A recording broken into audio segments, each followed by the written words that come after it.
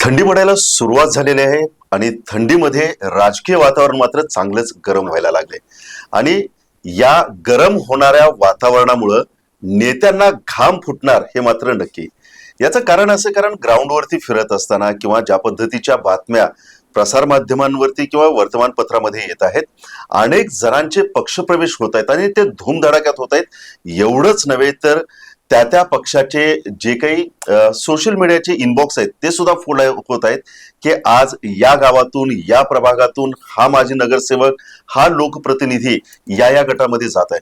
पण प्रश्न असा आहे की ज्यावेळेस हे इन्कमिंग वाढतं त्यावेळेस त्या पक्षामध्ये अनेक वर्षापासून जे काम करीत आहेत त्यांच्या मनातली खदखद मात्र वाढत चाललेली आहे आणि हीच नेमकी खदखद ऐन निवडणुकीच्या तोंडावरती नेत्यांसाठी डोकेदुखी ठरणार आहे. त्याच्यामुळे नेमकं काय घडू शकतं, हे जे नाराज होतील त्यांची बंडखोरी या निवडणुकीमध्ये तर दिसून येईलच, पण त्याच पद्धतीनं ही बंडखोरी कोणाच्या पथ्यावरती पडू शकते किंवा त्या पक्षाला त्याचा फटका बसू शकतो का, या सगळ्याच गोष्टींचे जे प्रश्न तुमच्या मनामध्ये आहेत त्या प्रश्नांची थोडीशी उकल करण्याचा प्रयत्न करूया. अर्थात कार्यक्रमाचं नाव आहे विजय भवन आणि आपल्या सोबत आहेत कार्यकारी संपादक एकनाथ पाटील सर. एकनाथ सर, ज्या पद्धतीने आम्ही ग्राउंडवरती फिरत होतो किंवा ज्या पद्धतीनं आपल्याकडे आपले रिपोर्टर्स इनपुट्स देत आहेत, एक गोष्ट अधोरेखित करण्यासारखी आहे की प्रत्येक ठिकाणी काही नेते लोक हे कुंपणावरती आहेत की आपल्याला तिकीट मिळाली तर पक्षात थांबायचं, नाही मिळाली तर आपण उडी मारायचं. हा जो एक अलीकडच्या काळामध्ये ट्रेंड आलाय, कसं बघताय तुम्ही? साधारणपणे आत्ताच्या या स्थानिक स्वराज्य निवडणुकीच्या पार्श्वभूमीवर आपण विचार केला तर अनेक वर्षापासून जे काही कार्यकर्ते एकनिष्ठ आहेत, ह्या गेल्या पंचवार्षिक विधानसभा असेल, लोकसभा असेल, तर त्या निवडणुकींचा जर आपण अभ्यास केला तर त्या अभ्यासामध्ये असं दिसून येतं की लोकांचं इनकमिंग आणि आउटगोईंग सुरू आहे. आता प्रश्न असा पडलाय की स्थानिक स्वराज्य संस्था निवडणूक म्हणजे कार्यकर्त्यांचा कस आज पणाला लागतोय या ठिकाणी. आणि मग प्रत्येक कार्यकर्त्याला वाटतंय की बाबा मी ह्या अमुक पक्षाशी इतकी वर्षे एकनिष्ठ आहे तर मला तिकीट ह्या वर्षी हमखास आहे आणि मला पण आता कुठं ना कुठं तरी पंचायत समितीचा माध्यम असेल, जिल्हा परिषदेचा असेल, महानगरपालिकेचं नगरसेवक पद असेल, नगरपालिका, नगरपंचायतीमध्ये ज्या त्या पद्धतीनं कार्यकर्त्यांची ही जी त्यांची काम करण्याची पद्धत आहे किंवा त्यांची मोर्चे बांधणे आहे निवडणुकीला उभं राहण्याची, ही गेल्या 5-10 वर्षापासून त्यांची सुरू आहे की आम्हाला इथंपर्यंत यायचं आहे. काही नवे चेहरे देखील गेल्या 5 वर्षापासून ह्यासाठी प्रयत्न करतायत की आम्हाला उमेदवारी मिळावी. परंतु सध्याच्या राजकारणामध्ये असं दिसून येतंय की एकनिष्ठा ही पूर्णपणे बाजूला गेलेली आहे. निष्ठावंत कार्यकर्त्याला आता जे समोर दिसतंय चित्र ते वेगळं दिसतंय.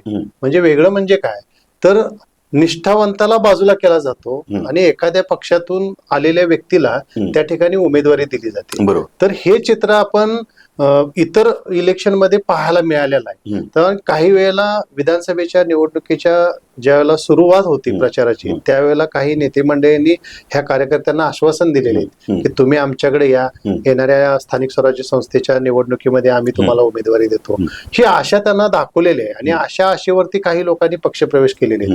मग तिथं जो त्या पक्षाशी एकनिष्ठ असणाऱ्या व्यक्तीचं काय, त्याचं चित्र काय, त्याचं भवितव्य काय, गेली 10 वर्ष मी ह्या पक्षासाठी धडपडतोय, डोकं फोडून घेतोय, रक्त सांडतोय, दिवस रात्र मेहनत घेतोय या पक्षासाठी, तर माझं काय, अशी एक मनामध्ये खदखद आज ह्या कार्यकर्त्यांच्या मनामध्ये आहे. आणि मला उमेदवारी मिळावी यासाठी ते नेते मंडळींचे उंबरठे झिजवत आहेत. परंतु या सगळ्या गोष्टींचा सध्या आपण टीव्ही नेक्स्ट मराठीच्या माध्यमातून सर्वे केला असता तिथून अशा स्थानिक प्रतिक्रिया मला दिसत आहेत की अशा पद्धतीचं वातावरण आहे की निष्ठावंतांना डावलून येणाऱ्या नवीन व्यक्तींना उमेदवारी दिली जाण्याची शक्यता आहे. आणि मग अशा वेळी जर आमच्या प्रतिष्ठेवरती जर एखादी गोष्ट येत असेल तर मग आम्ही थांबणार नाही, आम्ही तिथं बंडखोरी करून आम्ही उभा राहणारच, अशी पण काही कार्यकर्त्यांनी उमेदवारांनी भूमिका घेतलेली आता तरी सध्या पाहायला मिळते. आणखी एक गोष्ट सर, मला म्हणजे ज्या पद्धतीचं राजकारण गेलं 5-10 वर्षामध्ये पाहायला मिळते, एखादा सामान्य कार्यकर्ता असतो, तो सामान्य कार्यकर्ता आपले राजकीय ज्यावेळेस जडणघडण करत असतो त्याचा एक व्यक्ती किंवा नेता एक आयडॉल असतो की मला या पद्धतीनं माझा एक नाही राजकीय जडणघडण करायचे. पण गेल्या काही दिवसांपासून ज्या नेत्यांकडे बघून हे खालचे जे कार्यकर्ते आहेत जे आपले राजकीय कारकिर्दीला सुरुवात करतात त्यांच्याकडून आता शब्द असे ऐकायला मिळत आहेत की तोच जर नेता वरचा म्हणजे लोकसभेचे चित्र बघा, विधानसभेचं ऑल ओव्हर महाराष्ट्रामधलं चित्र बघा, ते म्हणतात की आमचे नेते ज्या नेत्यांना समोर ठेवून आम्ही आमची राजकीय वाटचाल सुरू करत आहेत ते जर निष्ठावंत राहत नसतील तर तुम्ही आमच्याकडून निष्ठावंतांची अपेक्षा कशी काय करू शकता? नक्कीच खूप चांगला प्रश्न आहे की विधानसभा असेल, लोकसभा असेल, ह्यावेळी असं चित्र त्या ठिकाणी दिसलं की अनेक वर्ष पक्षाशी एकनिष्ठ असणारे, पक्षानं त्यांना मोठमोठ्या पदावर, मंत्रिपदावर दिलेली लोक बरोबर, सुद्धा अगदी आज इतर पक्षामध्ये गेलेली पाहायला बरोबर. मिळत आहेत. तर त्यावेळेला संभ्रम अवस्था होती की आमचा नेता जर इकडे जाऊन बसला असेल, एकेकाळी आम्ही त्या पक्षातल्या कार्यकर्त्यांची आमची वादावादी होऊन आमची डुसकी फोडून आम्ही घेतलेली अगदी आहे. अगदी. आणि आता आमचा नेताच तिथं जाऊन बसलाय, बरोबर आम्ही काय करायचं? बरोबर. मग अशा संभ्रमावस्थेत असलेल्या कार्यकर्त्यांना आज मग तुम्ही आमच्याकडे बघत असताना निष्ठावंतींची निष्ठा, तुम्ही थांबा आमच्याशी, एकनिष्ठ राहावा, ह्यामध्ये संधी नाही मिळाली तर तुम्हाला आम्ही पुढच्या वेळेला संधी देतो. तर सध्याच्या परिस्थितीमध्ये नेत्यांचा ऐकणारा कार्यकर्ता आता दिसत नाही. कारण जे पाठीमागे जे काही राजकारण घडलं बरोबर. त्या दृष्टिकोनातून, कारण एखाद्या कार्यकर्ता हा गाव पातळीवरती ग्रामपंचायत निवडणुकीपासून तो पंचायत समिती, जिल्हा परिषद, अगदी. प्रत्येकाला वाटत असतं की राजकारणामध्ये माझं पण करिअर घडावं, बरोबर. मलाही राजकारणामध्ये आवड आहे, मला काहीतरी चांगलं काम करून दाखवावं. आणि मग हे दाखवत असताना मी त्याच्यासाठी स्वखर्चानं खर्च करत बरोबर, असतो, अगदी. लोकांशी भेटीगाठी घेत असतो, त्या पक्षासाठी वेळ देत असतो. बरोबर. एकेकाने तरी आपल्या कुटुंबावरती तुळशीपत्र सोडलेलं आहे आणि अगदी, ह्या अगदी. राजकारणासाठी वेळ देतात. अगदी अगदी. मग अशा कार्यकर्त्याची का भावना होऊ नये की जर मी ह्या सगळ्या गोष्टी पक्षासाठी करत असेल तर पक्षानं कोणतरी ऐनवेळी येतोय, त्याच्याकडे पैसा आहे, पद आहे, प्रतिष्ठा आहे म्हणून त्याला उमेदवारी द्यायची आणि माझ्यासारख्या सर्वसामान्य बरोबर. कार्यकर्त्याला मात्र तसंच खचत ठेवायचं, हे कुठं थांबलं पाहिजे. आणि मग आता ही संधी आहे. त्या लोकसभा, विधानसभा निवडणुकीमध्ये नेते गेले, पण आता स्थानिक स्वराज्य संस्था ज्या काय आहेत त्या आमच्या हक्काच्या आहेत. बरोबर. आम्हाला अगदी. तिथं आम्ही 5 वर्ष काम केलेलं आहे, बरोबर. आम्ही वेळ दिलेला आहे. नक्कीच आम्ही नेत्यांचं शब्द मानतोय, नेत्यांपर्यंत पोहोचतोय, नेत्यांना आम्ही काय केलंय, आम्ही काय करणार आहोत हे सगळं आम्ही तिथं दाखवतोय. पण त्यातून जरी आम्हाला ह्याच्या मध्ये आम्हाला जर डावलण्याचा प्रयत्न झाला तर मग आम्ही नाही थांबणार. बरोबर. मग आता इथं काय बघितलं जात आहे? सोयीचं राजकारण बघितलं जाते, बरोबर. ज्याची सोय बघितली जाते. अमुक पक्षाचं संख्याबळ चांगलं आहे, पैसा चांगला आहे, जनमत चांगला आहे, तर मग पक्षांच्याकडून त्याला ऑफर दिल्या जात आहेत, तो बरोबर. आमच्या पक्षामध्ये ये.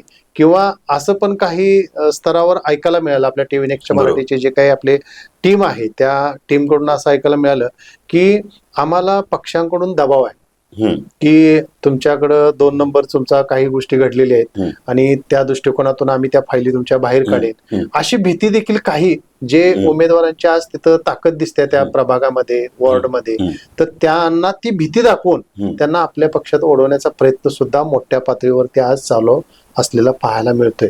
बरोबर. तर या अनुषंगाने काही भीतीपोटी पक्षामध्ये गेलेले आहेत, पण जे खरोखरच स्वच्छ आणि चांगल्या प्रतिमेचे जे कार्यकर्ते आहेत की जे मनापासून काम करतायत, बरोबर. त्यांनी ठरवलंय आम्ही पक्षाशी एकनिष्ठ आहे, तर पक्ष जर आम्हाला उमेदवारी देत असेल तर आम्ही नक्कीच त्या पक्षासाठी रात्रीचा दिवस करून आम्ही आमची विजयाची मुहूर्तमेढ राहू.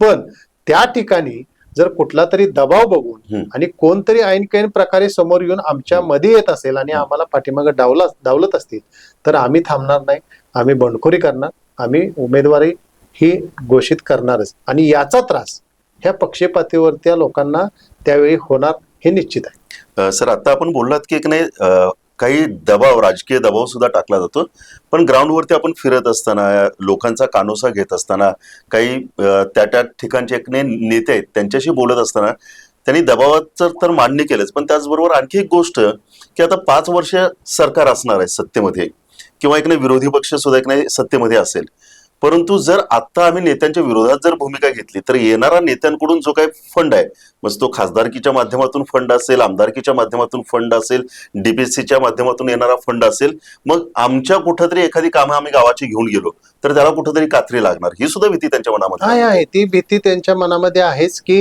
आम्ही जर आता सत्ताधारीच्या जर विरोधात गेलो तर सत्ताधारी आम्हाला त्या पद्धतीचं इथं जो निधी ग्रामपंचायत लेवलला आहे, आता ग्रामपंचायतीला निधून येतो कुठून? बरोबर. तर ग्रामपंचायतीला निधी हा पंचायत समिती, जिल्हा परिषद, राज्य शासन आणि केंद्र शासन ह्या निधीचा ओघ आहे. मग तो प्रवास जर बंद झाला तर मग आम्ही कामं कुठून करायची? परंतु एकंदरीत लोकांचं असं मत आहे की राजकारणाची खिचडी झालेली. बरोबर. आज पक्ष कुठं आहे, कुठल्या लेवलला चाललो आहे, कुठल्या पद्धतीनं कोण कशा पद्धतीनं पुढे येतोय, तर ह्या राजकारणामध्ये स्थानिक स्वराज्य संस्थेमध्ये आज गावचा विकास होण्यासाठी ह्या स्थानिक स्वराज्य संस्था आहेत. बरोबर. आणि तिथं जे येणारे प्रतिनिधी आहेत बरोबर. ते चांगले स्वच्छ, त्या पद्धतीचे हुशार आणि त्यांना माहिती असलेले, त्यांच्याकडं पैसा प्रतिष्ठा हे न बघता किंवा एकंदरीत त्या पद्धतीची चांगल्या कर्तृत्ववान असलेला युवक असेल, महिला असेल, ज्या ठिकाणी महिला आरक्षण आहे तिथं महिला असतील, किंवा नव्या चेहऱ्यांना प्राधान्य चांगल्या पद्धतीनं द्यावं, अशा पद्धतीचा पण सूर त्या ठिकाणी पुढे येतोय. परंतु येत असताना ही पण भीती, तुम्ही जसं म्हटलं की आम्ही जर त्यांच्या विरोधात गेलो तर आम्हाला निधी येणार नाही. एखाद्या ग्रामपंचायत जर समजा एक गाव त्यांच्या विरोधात जायला लागलं तर मग त्या गावाला निधी येईल का? आणि आपण बघितले ना तर सर, म्हणजे असे काय काय अजून वर्षानुवर्षे रस्ते अजून रखडलेले आहेत, पाणी पुरवठ्याच्या योजना गावापर्यंत पोहोचलेले नाहीत. आज ही परिस्थिती तीच आहे.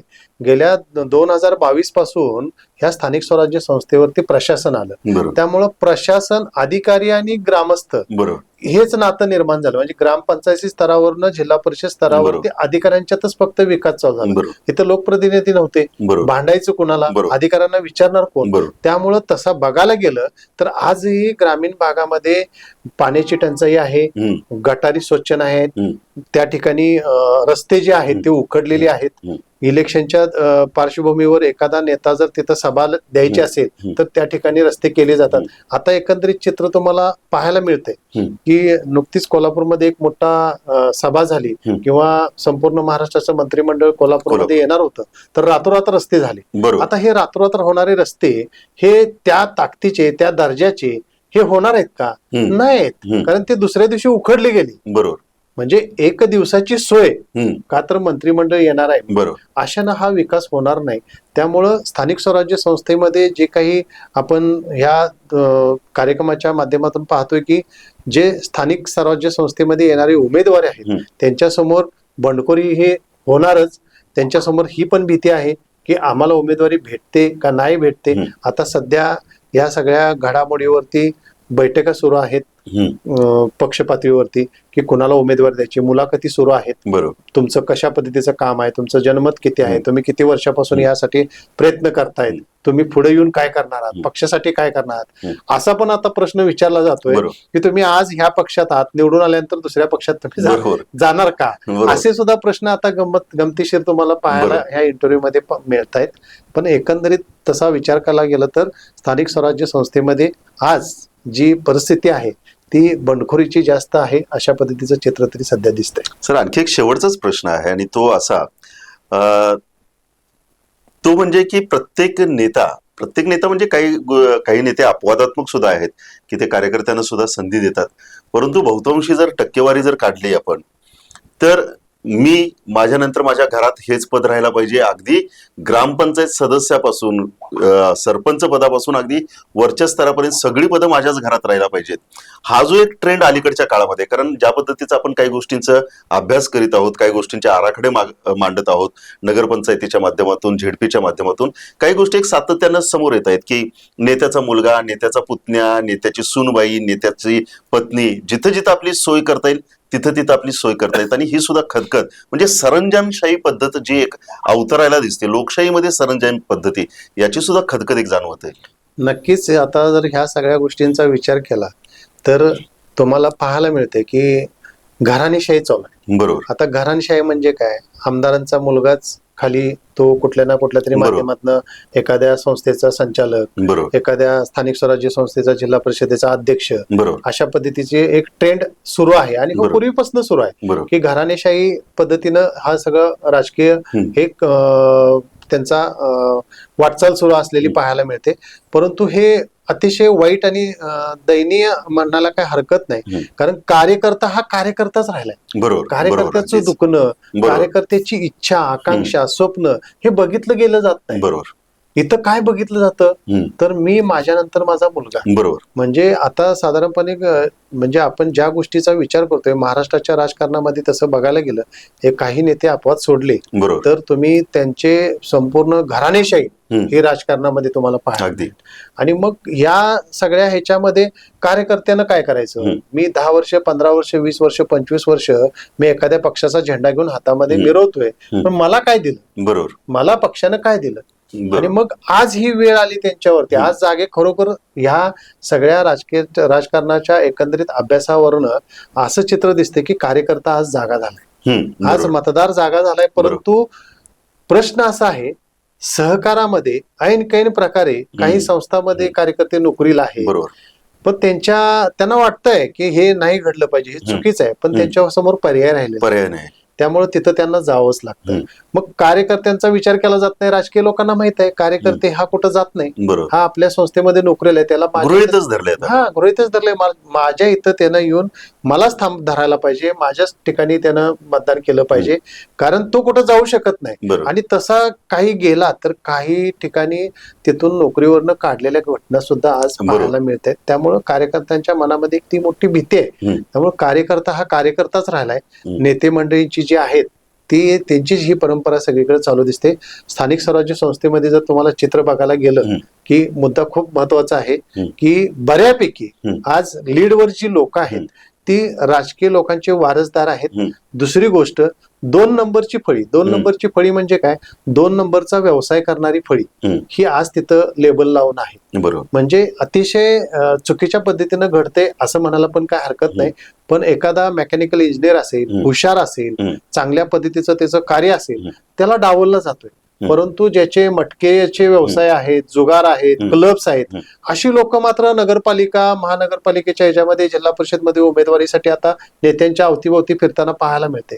हे विदारक चित्र आहे. या लोकांच्याकडून विकास होईल का? या लोकांच्याकडनं समाजामध्ये एक वेगळ्या पद्धतीचं विष पेरण्याचं काम होणार आहे.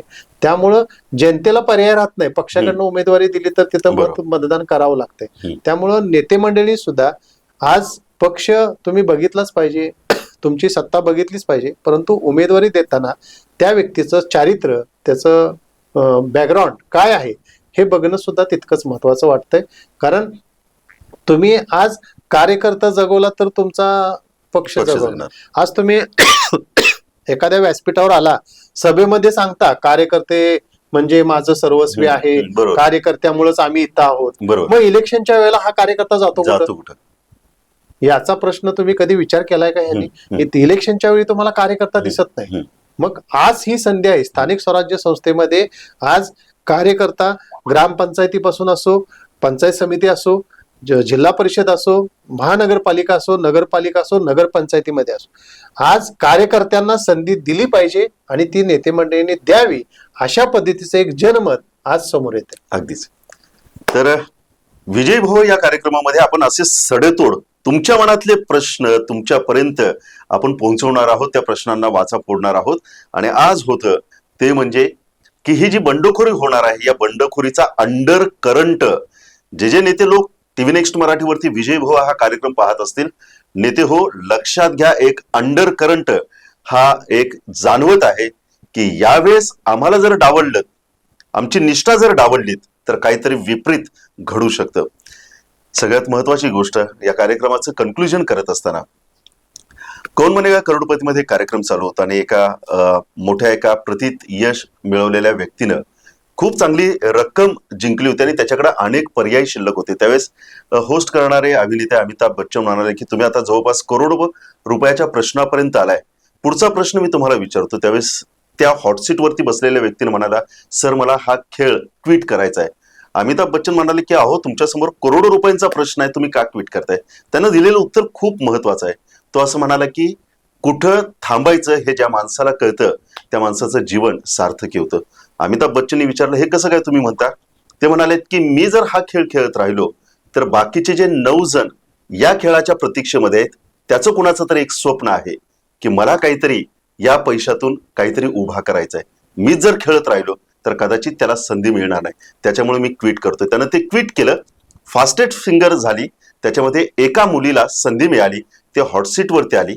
तिनं पैसे जिंकलेत आणि ती म्हणाली की याच्यामुळं मी भाड्याच्या घरामध्ये राहते, मला आता स्वतःचं घर उभा करता येतं.